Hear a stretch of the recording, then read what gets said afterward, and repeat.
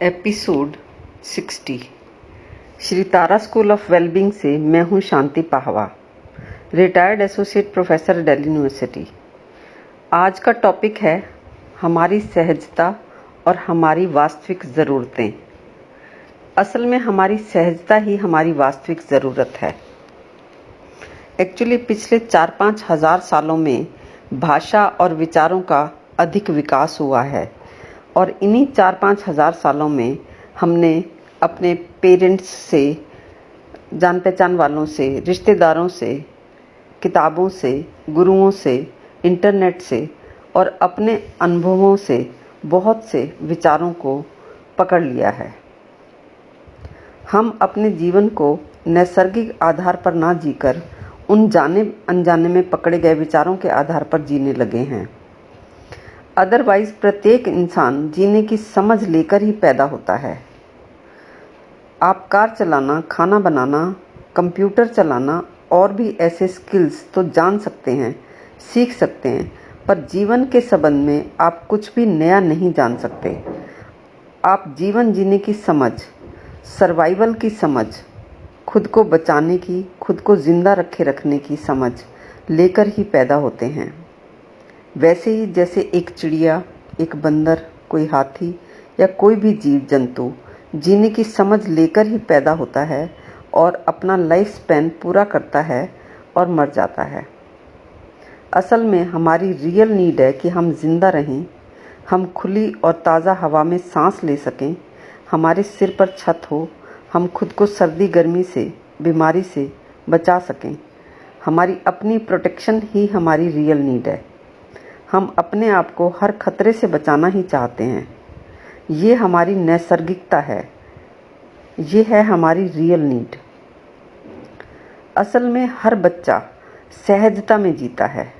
हम सभी कहते भी हैं कि बच्चे बहुत इनोसेंट होते हैं, बच्चे भगवान का रूप होते हैं, बच्चे असली बात कह देते हैं। पर जैसे जैसे वो गलत सही, अच्छे बुरे के विचारों को पकड़ते हैं, फिर वो वही दोहराने भी लगते हैं। लेकिन शुरुआत में बच्चा भेद नहीं करता। जैसे कि अगर बच्चे को कभी बताया गया हो कि सिगरेट पीना गंदी बात है और मान लो उसके दादाजी सिगरेट पी रहे हैं, तो वो कह देगा कि दादा गंदा है, वो सिगरेट पीता है। उसे कहीं बाजार में पापा ने किसी और को सिगरेट पीते देखकर कहा और घर आकर उसने दादा को सिगरेट पीते देखा, तो उसने फट से वो बात यहाँ अप्लाई कर दी, क्योंकि उसके मन में कोई अपने पराये का या छोटे बड़े का भेद नहीं है। ठीक है, उसने अच्छा बुरा सीख लिया, लेकिन सहजता अभी भी उसमें है। भेद नहीं है उसके मन में। उसके मन में गंदा काम गंदा है, वो चाहे बाप कर रहा हो या दादा कर रहा हो या कोई और कर रहा है। वो चाहे कोई भी नामी गिरामी मंत्री ही क्यों ना कर रहा हो, वो कह देगा कि लेकिन ये तो गंदी बात है ना कि मंत्री सिगरेट पी रहा है। हम बच्चे की सहजता देखते हैं कि बच्चा कैसे बिंदास कह रहा है, पर फिर बच्चे को कहा जाता है कि बेटा बड़ों को ऐसे नहीं कहते, तो वो व्यवहारिकता सीख लेता है। अब वो दुष्चक्र में फंसने लगता है। वो कहता है लेकिन पापा है तो गंदी बात ना। उधर पापा कहते हैं कि नहीं बेटा, बड़ों के लिए ऐसा नहीं कहते। अब उसे ज्ञान दे दिया जाता है कि हमें दूसरों की निंदा नहीं करनी चाहिए, दूसरों की बुराई नहीं करनी चाहिए। फिर इसको और कॉम्प्लिकेट किया जाता है, उलझाया जाता है। उसे बताया जाता है कि हमें बुराई से घृणा करनी चाहिए, व्यक्ति से नहीं। व्यक्ति बुरा नहीं होता, बुराई बुरी होती है। वो ये बातें समझ नहीं पाता, कभी नहीं समझ पाता, क्योंकि उसे यही कहा जाता है कि बड़ों को ऐसे नहीं कहते। तुम पागल हो क्या? उस एक बात को लेकर उसे पागल, नासमझ, बेवकूफ़ बताया जाता है। फिर किसी और दिन उसे किसी बात को लेकर ऊंचा भी बताया जाता है। ऐसा नहीं बताया जाता कि तुम अलग हो और तुम्हारी ये ऊंचाई अलग है, तुम अलग हो और ये तुम्हारी बुराई अलग है। हमें बुराई से घृणा करनी चाहिए, व्यक्ति से नहीं। बुराई और व्यक्ति अलग अलग हैं, ये ज्ञान बच्चे को दे तो दिया जाता है, पर वो किसी दूसरे के रेफरेंस में। बच्चे को तो उसकी बुराई को उसी के साथ जोड़कर बताया जाता है। बस दूसरों के बारे में ये कह दिया जाता है कि व्यक्ति से नहीं, उसकी बुराई से घृणा करो। वो भी ज्ञान की तरह इधर से सुना उधर पास कर दिया। अब वो बच्चा इसकी प्रैक्टिकलिटी को समझ नहीं पाता और ना ही बताने वाले को इसकी प्रैक्टिकलिटी का पता होता है और वो बच्चा उलझ जाता है।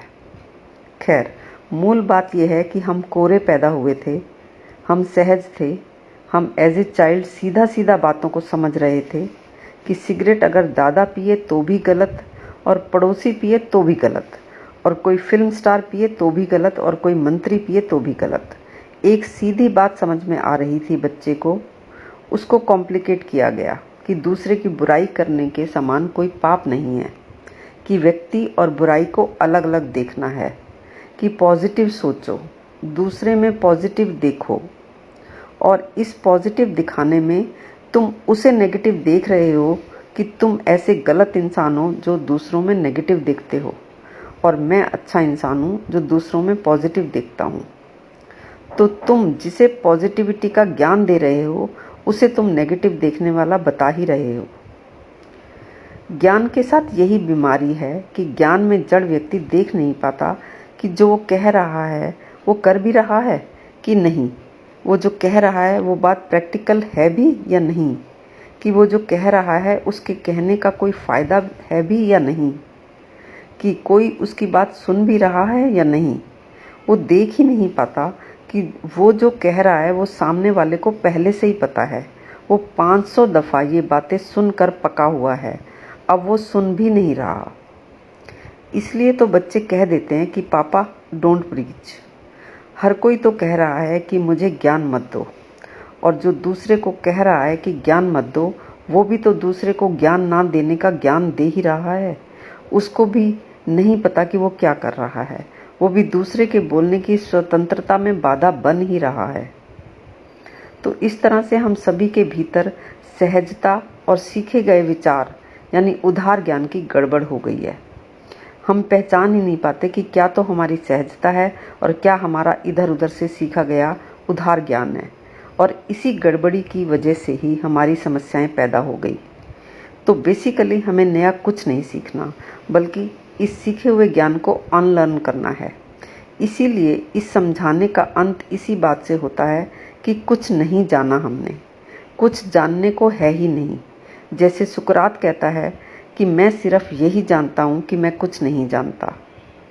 खैर, हमारी सहजता और हमारी रियल नीड्स के कुछ और महत्वपूर्ण पहलुओं की बात हम करेंगे अपने अगले एपिसोड में।